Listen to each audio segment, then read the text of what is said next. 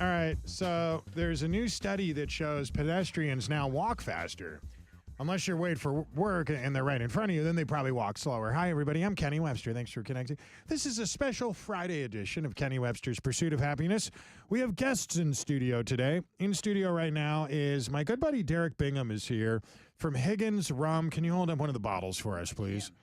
That is very cool. It needs to be higher. There we go. High. They can't see it in front of the camera. Higher, higher. Great. That's perfect. What the heck is Higgins Rum, Derek? What is it? Here, get this mic in front of your face. Alrighty. So, Higgins Boat Rum is a rum that we've created that is exceptionally good. And the brand was a tribute to my grandfathers and great uncles' service in World War II and their generation and what they did. And then it was also the perfect vehicle, pun intended, to raise money to support current veterans. So, and that's kind of the whole point, right? You came up with this great rum brand. It's a tribute to what was a legendary New Orleans business. Higgins, what was it called? Higgins Industries. Higgins Industries, and they built the boats that I think are often credited with winning World War II, or at least beating the Nazis at Normandy, right? Yes, according to Eisenhower. According to Eisenhower. And what did he know? Oh, yeah. You might have known a little bit about it. And so we're going to make some drinks real quick here in the studio today. And also in the studio is Callum, one of our producers. And you'll notice, we don't know why, but this mic, this camera that he's on is very blurry. So we're going to call that the buzzed cam. Callum, are you here talking to that mic for a minute real quick? Hello, how we doing? You're doing good. Callum, you're not often on the radio. No, but I'm behind the scenes. You're you're the program director and one of our producers. And have you even had alcohol before? You're from Scotland. That's pretty much Scotland's like a Sharia. It's like a Muslim country. You guys don't drink. Strict. Very strict rules. All right, Derek, let's get started. What are we doing today? What's going on here? First, we're going to make a very simple but amazingly tasty cocktail when you use great ingredients like Higgins Boat Rum, the lime daiquiri. Okay. All right. So, first thing we're going to do is we're going to use our Higgins Boat Silver Rum. Forgive me, I'm not familiar with my current setup by memory. Okay. And we're going to do, it's very simple. You can memorize these ratios. So we're going to do 2 ounces of the silver rum. Okay, 2 ounces of silver rum. Actually, I might as well make this a double so I can. Yeah, we can all glug glug. All right, so we're going to do 4 ounces because we're doubling it. That's a lot of rum. It is. It's not even noon yet. It's a rum-forward cocktail. All right, we're going to do 3/4 ounce of fresh lime juice. I squeezed these right before I came. Okay. As should you when you're making a good cocktail. Obviously. All right, so 3/4, but we're going to double that because we're making a double. All right, and then people think of rum. Rum is kind of like the new bourbon, right? I mean, this is what people are making old fashions with it. You can make surprisingly a lot of cocktails you'd normally think to make with other, alcohol. You could still make with rum if you just know how to mix it right, right? Yes. Well, especially like our reserve rum is a very bourbon-like rum. It's dry. We don't add any molasses back into it. It's a very good analog for bourbon cocktails and whiskey cocktails. So of course, on the spot, I did screw up because we're using granulated sugar like the original recipe calls for. Normally, you would dissolve that into your lime juice first before adding your rum.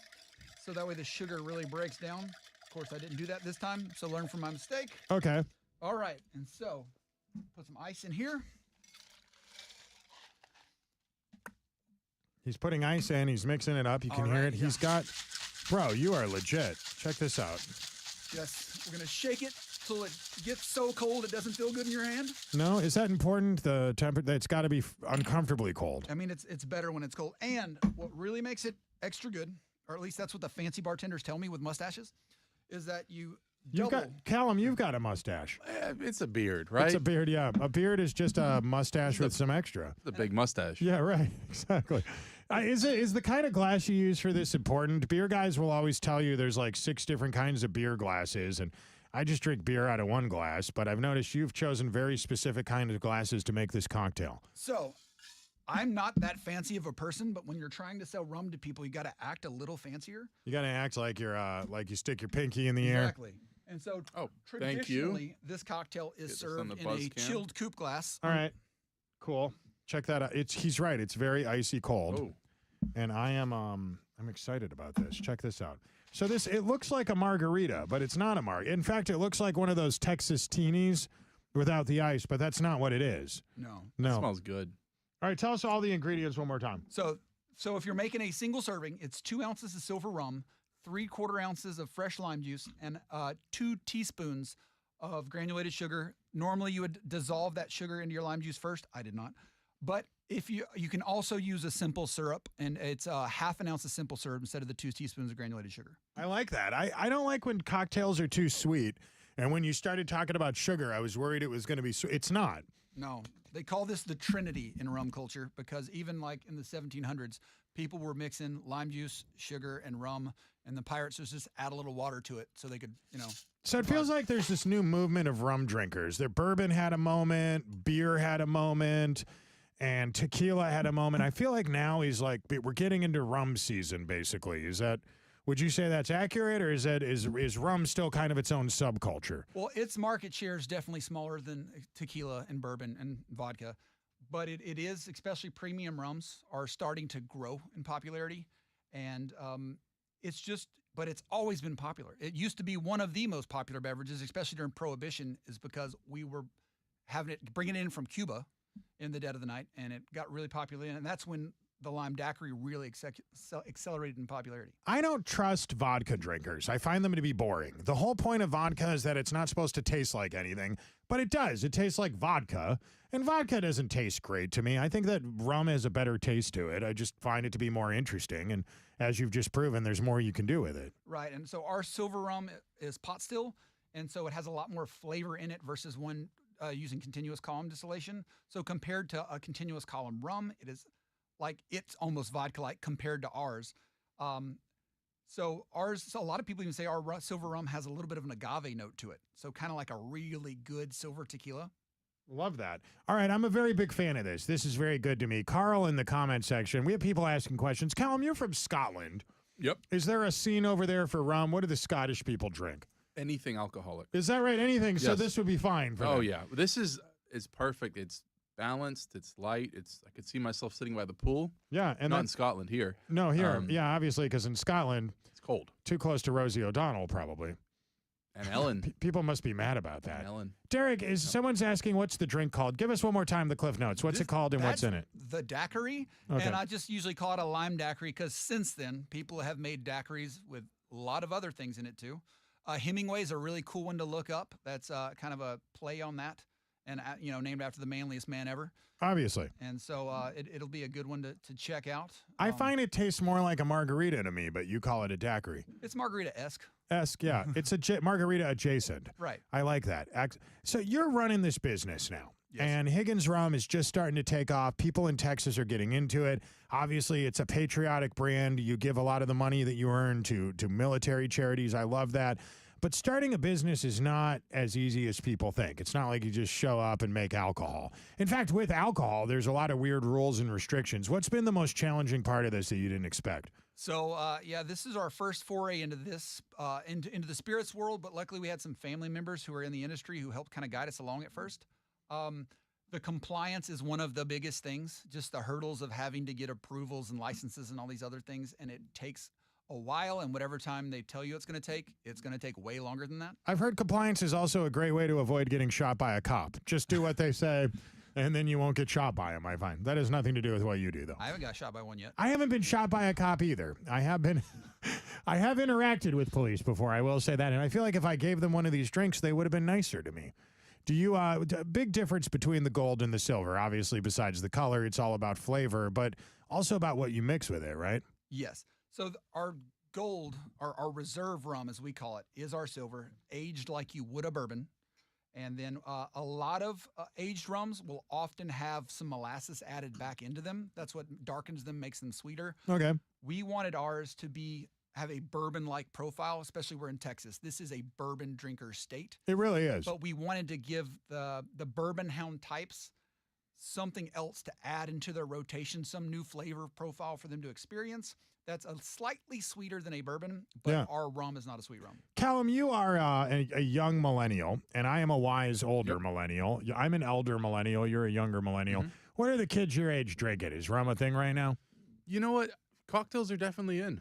Yeah, cocktails are in. So, I mean, rum's in. Yeah. You know? And we could tell by the buzzed cam that it's having its effect on you. I'm almost done. To those of you watching us on social media wondering why Callum's camera is so blurry, we actually don't know the answer. but we just figured since we're drinking alcohol, we'd go with it. It's a good look for us. It fits. Yeah, he's almost. Can you believe Scottish people drink that fast? I mean, I've heard that. You know, I've heard he doesn't. The owner of Higgins Rum Company doesn't want to besmirch the good people of Scotland. I'm gonna just say it. I'm nervous about you Scottish people. I think you fight too much. You guys are and weird looking women. I'm just gonna say it. Big ginger. It's not fair. Derek Bingham didn't ask for this. Derek, you have come up with an awesome brand. How do people find this stuff? so we're Higgins Boat Rum on most social medias. And also HigginsBoatRum.com. If you message on there, I'm the person who's going to see it. I'm the person who's going to respond. We've got a list of, we currently have 10 retailers across Southeast Texas. We're adding more constantly as I get the time in between doing stuff like this to go talk to retailers. And you can also, up to 45 states, United States, will allow us for you to order on our website. It will ship to your door. You got to be 21 to sign for it. And right now, through the end of August, if you spend at least $50 on our website, you get $10 automatically applied to the cart off. You spend $100, you get $20 off. And also, it's a cool looking bottle. Like if you're patriotic, if you're into World War II history, this is gonna look cool up on your shelf. Should we do another drink? Should we make another one before we get it? So yeah. How we do? I've noticed you brought a couple more mixers with. What are we? Did. All right, what else is going on? So we're gonna break out the pride of Puerto Rico, Coco Lopez. Coco Lopez, nice. Lovely. What is Coco Lopez? So it is the prime ingredient that makes a pina colada. I mean, next to pineapple juice. Oh yeah. And then break out some orange juice and Coco Juice is Lopez loose. it's a can of coconut milk. yes. And that's but a pretty sweetened. And they sell it at HEB. Yep. They sell it at Walmart. I like that. And so we are going to make what I'm not allowed to call a painkiller. Okay, it's not a painkiller. And why is that? Who owns the rights to the name painkiller? There's another rum company who had the forward-thinking thought too. Is it a big company that preys on smaller companies and Yes. they stifle ideas and innovation? Exactly. And that's one of the reasons to support a great band like Higgins Boat Company, a big Higgins Boat Rum Company, because you guys don't do that. Yeah, I haven't sent anybody a cease and desist letter yet. No, exactly, and probably never will. Probably never will. Unless somebody came up with a thing that vividly looked like a World War II themed rum. All right, And yeah. so far, that hasn't If happened. somebody wants to make a P51 rum, I'll allow it. We have listeners right now who are from New Orleans whose grandfathers actually worked for Higgins Industries. And, this is probably fascinating to them that you're doing this. I'm already getting emails from them. Very cool. All right, what's going on here? All right, so we're gonna make something that I can't call a painkiller. Yeah, it's not And a painkiller. The trick to remember for it, if you're trying to memorize some of these drink recipes, we got 3 ounces of pineapple juice in this. Okay. And sure, fresh is gonna be the best, but this Dole stuff's not bad. Whoops. And so we're gonna double this. So we're gonna do 1, 2, 3. There goes the pineapple. You can hear the flavor. I can actually hear the flavor. And yeah. these are really expensive headphones. That's why. Good looking. You I probably can can't hear it like I can. and I can smell it. Yeah. Okay, and then to really in a lot of rum drinks, you can use multiple rums. So we're gonna use an ounce of our reserve. And there's a reason to use more than one rum. So you're using the gold rum, Yeah, right? So we're getting a little bit of that barrel flavor to it. Okay. But then the silver's got just a little more sweetness and a little more flavor to it. So, so the ratio for making one cocktail, 3 ounces of pineapple, and then you got 1 ounce of everything else. So 1 ounce of a dark rum, 1 ounce of a silver rum, but we're doubling it. Nice. And then 1 ounce of Coco Lopez and 1 ounce of orange juice. Very cool. There are hundreds of people watching you do this right now, and I'm That's just reading the comments. People think it looks easy. It's not hard. Yeah. There's some complicated drinks out there that take expensive ingredients. I wanted to show y'all the stuff that you probably can easily and cheaply get most of the stuff.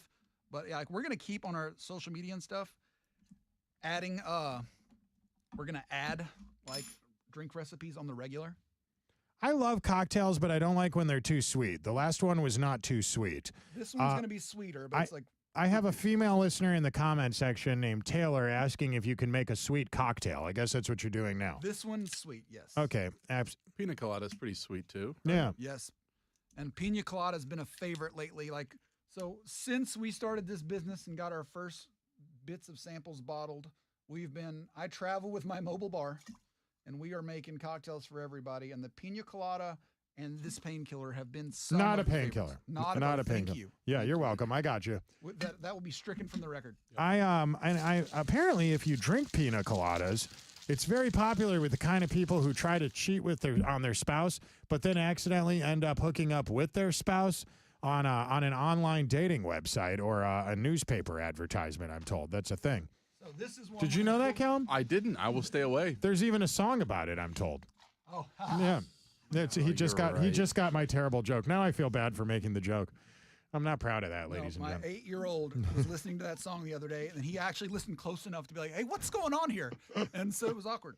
All right, if you're just turning on your radio, we're hanging out with Derek Bingham right now from the Higgins Rum Company, and he is making us thank drinks. you, Derek. Callum is here. Oh, this is delicious. All right, so this is a pina colada.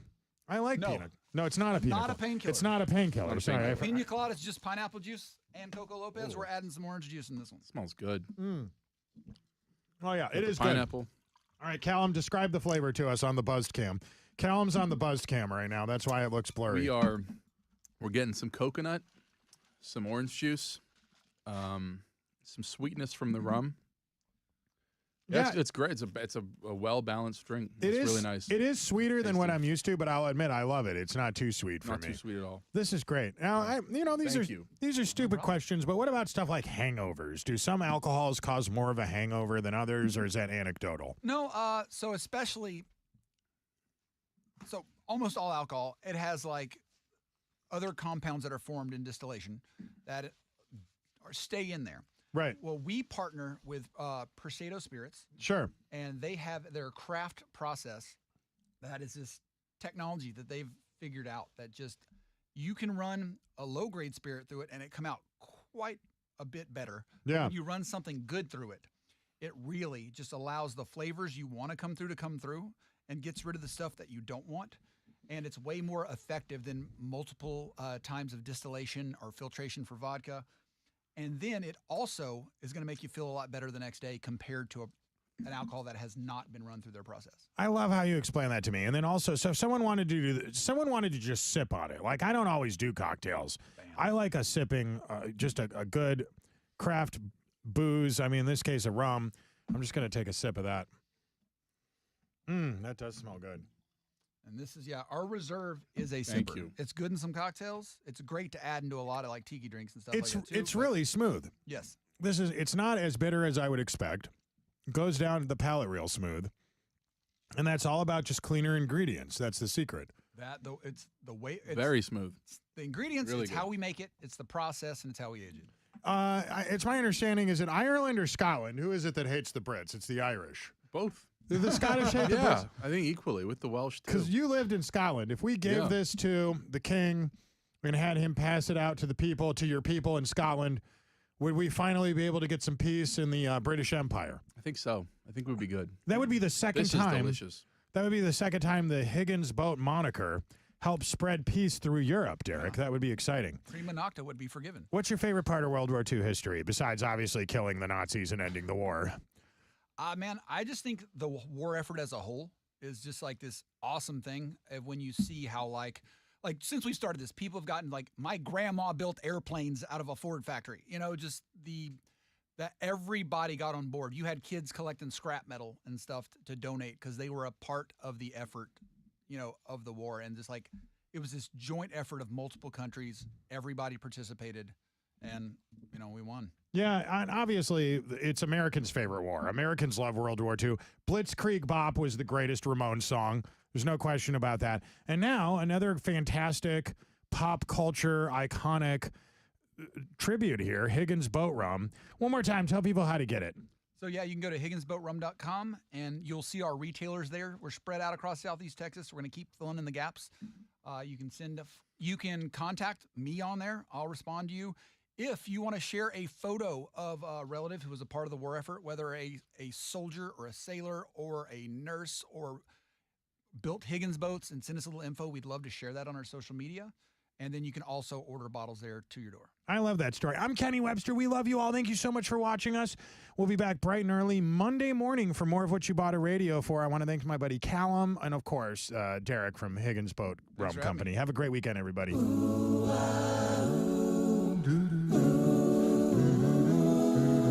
You the Pursuit of Happiness Radio. Tell the government to kiss your ass when you listen to this show.